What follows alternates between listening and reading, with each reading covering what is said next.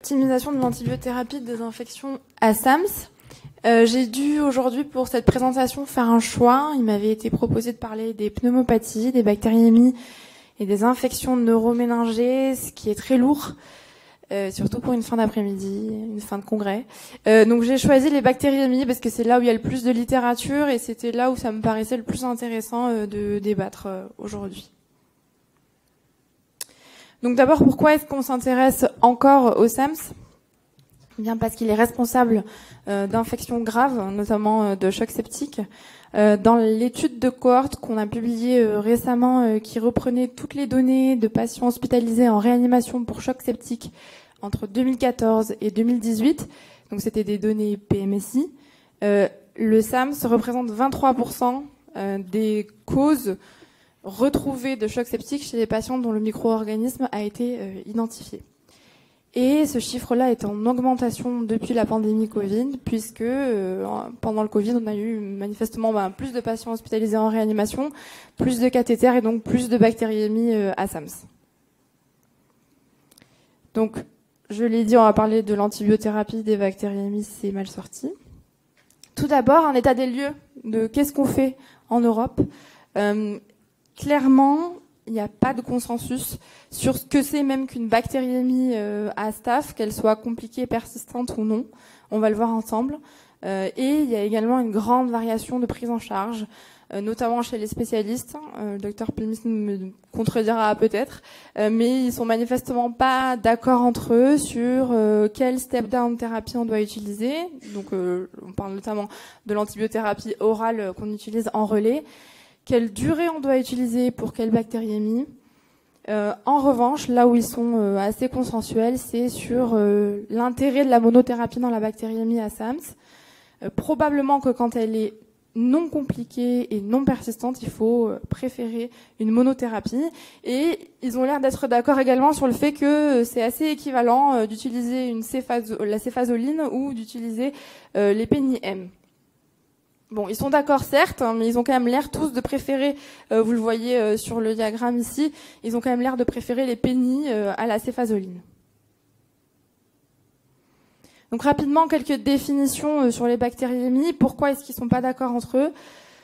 D'abord, qu'est-ce que c'est qu'une bactériémie compliquée ? Les recommandations en 2011 disent qu'une bactériémie compliquée, c'est endocardite.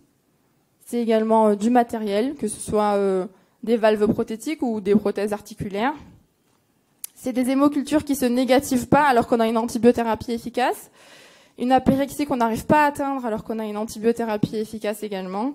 Et l'apparition de localisation secondaire sous antibiothérapie. Ils sont pas non plus d'accord entre eux, les infectiologues et les experts, puisque il y a un Delphi Review Round qui avait été fait en 2022, là, tout récemment, et ils avaient l'air tous de retenir qu'une bactériémie compliquée, c'était finalement quand on avait une prothèse. Et rien d'autre. Ils retiennent pas la durée d'antibiothérapie au-delà de laquelle on obtient une apyrexie, ni la durée d'antibiothérapie au-delà de laquelle on atteint une négativation de la bactériémie. Ça, ils achetaient pas du tout. Et ils avaient un consensus relativement moyen sur l'apparition d'une endocardite ou d'un foyer profond. De la même façon, il n'y a pas de consensus sur ce que c'est qu'une bactériémie persistante. La littérature varie entre 2 et 8 jours. Mais dernièrement, ce qui a été plutôt retenu, c'est 48 heures, comme vous le voyez écrit en gros sur le diapo, puisque à partir de J2, on a une augmentation de la mortalité et une augmentation du risque embolique. Donc on l'a dit, ils sont plutôt d'accord, il faut a priori utiliser une monothérapie. Maintenant, comment choisir entre la céphazoline et les pénis ? Vous le savez, le Staph aureus, en fait, dès l'utilisation des pénicillines, soit à peu près, en 1944, 4 ans après leur introduction, il a commencé à sécréter une pénicillinase qui fait qu'il est, a priori, dans 90% des cas, résistant à la PNIG. Il y a, sur une note un petit peu positive, dernièrement, des cohortes, notamment des cohortes suédoises dans les pays nordiques, qui rapporte que le SAPS, donc le Staph aureus sensible au PNIG, est en recrudescence avec des zones où il y a carrément 30% des staph qui sont PNIG sensibles. De l'autre côté, on a l'impression également que c'est une bonne nouvelle. On a l'impression que le SARM est en diminution. puisque sur les derniers résultats de la cohorte Réa Réseau, on retrouve seulement 8% de SARM dans nos réanimations en France. Donc, qu'est-ce qu'il faut faire quand on a un SAPS, donc un Staph aureus pénis S, donc sensible au pénis G? Comment choisir? Est-ce qu'on préfère une pénis M parce qu'on sait les gérer, ou est-ce qu'il faut préférer une pénis G? A priori, ça nous concerne moins que nos collègues suédois, mais on a l'espoir que progressivement nos staffs également en France redeviennent sensibles.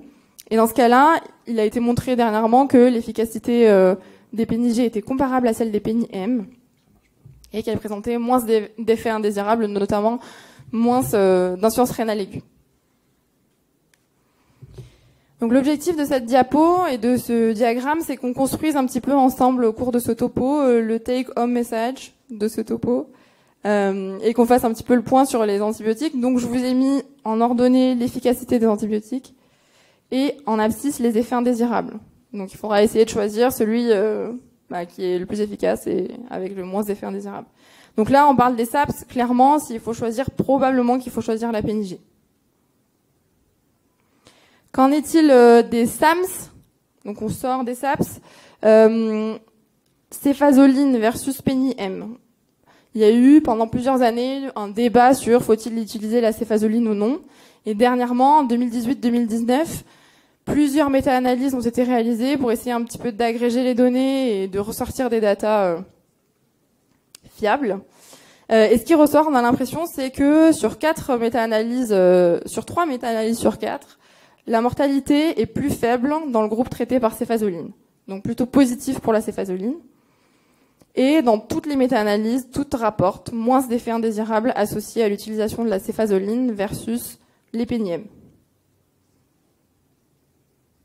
En pratique, comment utiliser la céphazoline? 80 à 100 mg kg jour. Les recommandations disent qu'il faut probablement doser la céphazoline émise à partir de 6 grammes. Je l'ai mis entre parenthèses parce que chez nous, en réanimation, il faut doser tout. Et c'est à adapter à la fonction rénale. Vous le voyez sur la gauche, il y a un homogramme. On a l'impression que plus le patient est insuffisant rénal, plus la fenêtre thérapeutique est serrée, étroite, et plus la fonction rénale se normalise, plus on a de marge. Néanmoins, probablement qu'il ne faut pas dépasser les 12 grammes parce qu'on a un effet anticoagulant et une neurotoxicité au-delà. Certains papiers disent que les doses cibles sont plus facilement atteintes pour la céphazo que pour les pénis, donc encore un point pour la céphazo. Donc si on essaie de placer la céphazo sur notre diagramme, donc là on est sorti des SAPS, j'ai sorti les pénis G, on met la céphazo, on a l'impression que c'est probablement aussi efficace, voire mieux, et il y a clairement moins d'effets indésirables. Sauf que je peux pas vous parler de la céphazo sans vous parler de l'inoculum effect. Donc l'inoculum effect, c'est une théorie, et probablement qu'elle est vérifiée, on va le voir ensemble, qui dit que plus il y a de concentration bactérienne, plus il y a du coup de multiplication bactérienne et de risque d'acquisition de mutations, notamment au niveau du gène qui s'appelle BLAZ et qui code pour une pénicillinase, une bêta-lactamase de type A, qui va entraîner une diminution de la sensibilité du staph à la pénis M. La prévalence de ce staph qui sécrète donc la bêta-lactamase BLAZ est probablement en France faible. Ça a été rapporté en Amérique du Sud à des taux très élevés, donc 40 à 50% des staphs d'Amérique du Sud sécrètent cette bêta-lactamase. En France, c'est probablement plus faible. On a une seule étude qui a été publiée très récemment et qui retrouvait des taux à 17% et qui retrouvait un impact clinique probablement faible également, puisque c'était pas du tout associé à la mortalité des patients malgré une antibiothérapie par céphazoline. Qu'en est-il de l'endocardite? Puisque l'endocardite est le modèle de l'inoculum effect, puisque vous le savez, dans les végétations, il y a un bon inoculum bactérien. Et il a été montré pas de différence de survie, a priori, dans l'endocardite, si on utilise la céphazo ou la pénis M. Donc au final, si on place la céphazo, il faut quand même qu'on mette un point d'interrogation sur cet inoculum effect et qu'on lui fasse peut-être un peu perdre d'efficacité, mais on laisse le point d'interrogation parce qu'on a l'impression qu'il n'y a pas franchement d'impact clinique et que c'est plutôt théorique et microbiologique. Pour répondre à la question, on attend impatiemment l'étude de Cloceba, donc qui est un essai randomisé contrôlé, qui justement compare la cloxa et la céphazo et qui a priori devrait nous donner des résultats fin 2024. Alors une nouveauté, c'est que dernièrement le CAST a publié comme une petite guideline proposant de discuter la place des C3G dans le traitement des infections à staph. Donc clairement ce qu'ils disent c'est céphotaxime non et ceftriaxone ça peut être utilisé mais ça reste controversé. C2G et C4G, classiquement, oui. Donc, la ceftriaxone, qu'est-ce qu'on a comme données pour discuter de sa place dans les infections à staph? On a plusieurs papiers de données in vitro qui montrent que 1 gramme par jour, ça suffit pas. Clairement, il n'y a pas du tout d'efficacité. 1 gramme 2 fois par jour, probablement non plus. En revanche, 2 grammes 2 fois par jour, ça commence à être intéressant au niveau de la liste bactérienne. Et les auteurs de ce papier en question proposent même une posologie de 2 grammes x 3 pour les patients à fonction rénale normale. Les données cliniques, en revanche, là on a vu les données in vitro, les données cliniques on en a beaucoup moins, d'une part, et d'autre part, elles sont de faible niveau de preuve, c'est que de l'observationnel, du rétrospectif. Elles concluent en tout cas à pas de différence de mortalité et pas de différence de récurrence. Donc finalement, la ceftriaxone, oui ou non? Alors, on a envie de dire probablement pas chez les patients de soins critiques, pas à la phase initiale. Peut-être à envisager en step-down thérapie, donc à distance, une fois que le patient est contrôlé et stabilisé. Et évidemment, après discussion avec votre infectiologue dans le cadre du stewardship, et probablement également à des posologies élevées. L'intérêt de la ceftriaxone et pourquoi ça a été étudié, c'était parce que on avait envie de faire sortir nos patients avec une seule injection par jour. Et manifestement, si on est obligé de monter les posos à 2 grammes par 3, ça perd tout son intérêt pratique. Donc vraiment à discuter au cas par cas. Donc au final, la ceftriaxone, on a envie de la mettre là pour l'efficacité. Elle perd de son intérêt sur l'effet indésirable si on monte les posologies. Et en fait, non, probablement pas chez nos patients de réanimation. Qu'en est-il des céphalosporines de 5e génération, donc les nouvelles ceftaroline et ceftobiprol? Elles ont l'AMM dans les pneumopathies, pour l'instant pas dans les bactériémies. On a beaucoup de données in vitro et assez peu de données in vivo. En tout cas, il n'y a pas d'inoculum effect associé parce qu'elles sont pas hydrolysées par les BLAZ. Et une des rares études que j'ai trouvées sur ceftaroline et bactériémie en monothérapie, c'était sur du SARM. Et il y avait juste seulement 4 patients qui avaient du SAMS, dont avec un succès microbiologique qui était relativement qui était pas satisfaisant parce qu'il y avait un seul patient sur 4 qui arrivait à négativer ces hémocultures. Donc, en conclusion, la ceftaroline probablement pas en monothérapie sur le SAMS et d'autant plus qu'il faut essayer de l'épargner pour le SARM. La daptomycine en monothérapie, ça a également été étudié. Donc, on a un essai clinique qui commence à dater désormais. 144 patients porteurs d'une bactériémie à SAMS et ça avait montré a priori la même efficacité en monothérapie versus standard thérapie, donc c'était essentiellement des PNIM. Dernièrement, une étude observationnelle sur 89 patients qui rapportait de la même façon, même efficacité en monothérapie versus PNI et céphazo. Il faut quand même faire attention à l'utilisation de la dapto en monothérapie. Probablement qu'il faut également l'épargner pour les situations soit d'allergie, soit des situations de SARM, puisque une fois que le staph commence à développer des résistances à l'adapto, il est en général également résistant aux autres molécules associées, à savoir la vanco notamment. Donc la daptomycine, je la mets un petit peu en transparent là, à réserver vraiment pour des cas particuliers. Qu'en est-il de la dalba ? Il y a un seul essai randomisé contrôlé que j'ai pu retrouver et il y avait seulement 11 SAMS d'un côté versus 12 de l'autre, et c'était versus Vanco. On a l'impression, alors c'était un essai randomisé contrôlé qui date aussi désormais. On a l'impression que il y a la même efficacité, mais c'est difficile de conclure sur le sous-groupe SAMS.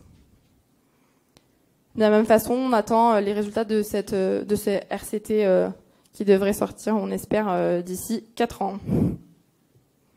Donc pareil, la DALBA, peut-être en step-down thérapie, peut-être à discuter avec vos infectiologues, mais probablement pas à la phase initiale, à la phase où le patient est instable. Qu'en est-il des bactériémies compliquées et ou des bactériémies persistantes? Faut-il faire une bithérapie? Alors d'abord, on peut se poser la question de la pertinence à nouveau de cette définition. On l'a vu tout à l'heure, les infectiologues sont pas d'accord entre eux, enfin sont pas d'accord tout court. Il y a un essai qui s'appelle l'essai Sabato, qui a essayé d'inclure des patients qui présentaient une bactériémie non compliquée, et en fait ils ont eu beaucoup de peine à inclure ces patients-là parce qu'ils existaient virtuellement pas. Il y avait que 4% des patients qui sont screenés qui avaient une bactériémie non compliquée. Ça leur faisait 28 patients screenés pour un inclus. Quoi qu'il en soit, dans les bactériémies, on a l'impression dans cette méta-analyse que la bithérapie peut entraîner une diminution des rechutes et des récurrences, mais il y avait probablement un biais de publication, donc à prendre avec des pincettes, d'autant plus que les essais randomisés contrôlés que l'on a, notamment sur la DAPTO, donc un essai randomisé contrôlé récent de 2021, a montré que dans les bactériémies compliquées, il n'y avait finalement pas de différence à l'adjonction de la DAPTO au traitement habituel. En tout cas dans leur outcome principal qui était la clairance de la bactériémie. La rifampicine également, de manière surprenante, pas de différence sur l'échec du traitement, la récurrence ou le décès dans les bactériémies qui étaient essentiellement cette fois des bactériémies non compliquées, donc peut-être revoir la population d'inclusion. En tout cas, ce dont il faut se rappeler, c'est que la rifan, il faut probablement pas la débuter à la phase initiale parce qu'il y a un équivalent d'inoculum effect qui entraîne un risque de résistance important. Et il faut également penser au risque d'interaction médicamenteuse qui est associé à la rifan. Pour finir, on attend également des RCT qui sont en cours. Que nous disent les dernières guidelines européennes, de la Société européenne de cardiologie sur l'endocardite? Alors, je sais que ce sont des guidelines qui sont un petit peu controversés côté infectiologie parce qu'il y a aucun infectiologue, je crois qu'il y en a un seul peut-être, un seul infectiologue qui a participé aux guidelines et il n'y a aucune société européenne ou américaine qui a été sollicitée côté infectieux, donc ils sont vexés. Quoi qu'il en soit, les cardiologues recommandent dans les endocardites sur valve native dues au SAMS d'utiliser une monothérapie, que ce soit la cloxa ou la céphazole, ils mettent les deux au même niveau. Voilà. En revanche, pour les patients qui présentent une allergie, ils proposent d'associer l'adapto à un autre antibiotique comme la ceftaroline ou la phospho. Chez les patients avec valve prothétique, là aussi, on part sur une antibiothérapie combinée. Ils proposent céphazole avec la rifan et l'agenta. Donc pour finir juste, cette étude qui déconstruit le dogme de la bithérapie dans l'endocardite, c'est une revue systématique de la littérature qui incluait 4 études au total, donc ce qui nous montre que finalement il n'y a pas beaucoup de données pour la bithérapie dans les endocardites et qui remettait en question clairement l'association versus la monothérapie, et c'est également sur ça que se basent les guidelines des cardiologues. Qu'en est-il de la durée de l'antibiothérapie? Ce qui est recommandé, c'est ça. C'est après négativation des hémocultures, on arrête à 14 jours pour la bactériémie non compliquée, à 4 semaines pour la bactériémie compliquée, 6 pour la bactériémie avec du matériel. Et donc ce fameux essai Sabato dont je vous parlais, qui proposait de faire un relais oral avant la fin de l'antibiothérapie prévue. Donc ça, c'était chez les patients avec bactériémie non compliquée. Ils n'ont pas encore publié leur papier, mais ils ont fait un préprint. Donc là également à prendre avec des pincettes parce qu'il n'y a pas de reviewing. Mais quoi qu'il en soit, ils montraient pas de différence sur la rechute, l'apparition de nouveaux foyers profonds, la mortalité. Si on faisait un relais Bactrim ou Clinda à J5-J7 sur les bactériémies non compliquées. En revanche, il décrivait plus d'événements indésirables. Donc au total, ce que je vous propose, c'est d'attendre ces 378 jours avant la publication des recommandations IDSA ESCMID sur le traitement des bactéries émises à Staph. Et en plus, ils sont en retard. Et après, je devais rapidement parler des pneumopathies, mais je pense que j'ai dépassé le temps.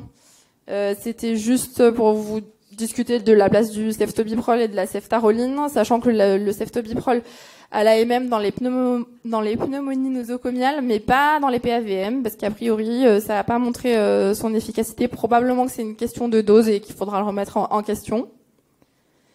Et pour aller plus loin, il y a des études qui s'intéressent à la prévention des infections des pneumopathies à SAMS, que je trouve vraiment très intéressantes. Ils ont développé un anticorps monoclonal antitoxine du Staph dans l'idée de prévenir les patients porteurs dans les aspirations trachéales de SAMS, de prévenir la transformation en PAVM. Malheureusement, ça marche pas. En tout cas, pas encore. Et on attend le développement futur de ces anticorps monoclonaux. Et pour finir, infection neuroméningée. A priori, la céphazoline passe la barrière hémato-encéphalique. Je sais pas si Claire, vous confirmez. On a une discussion avec nos infectiologues qui veulent mettre la céphazoline en première ligne. Je ne sais pas si c'est la même chose pour vous, si c'est finalement global au niveau de la SPILF, c'est une réflexion globale. Voilà. Mais nous, on le met pas forcément en première ligne, mais il passe pas mieux ni moins bien que les autres en fait. Donc ça passe pas beaucoup. Et je suis pas sûre qu'il y ait tant de littérature. Mais non, oui, il y en a vraiment très peu. Mais la littérature récente écrit que ça passe autant que la Cloxa en tout cas. Voilà. Et voilà. Merci.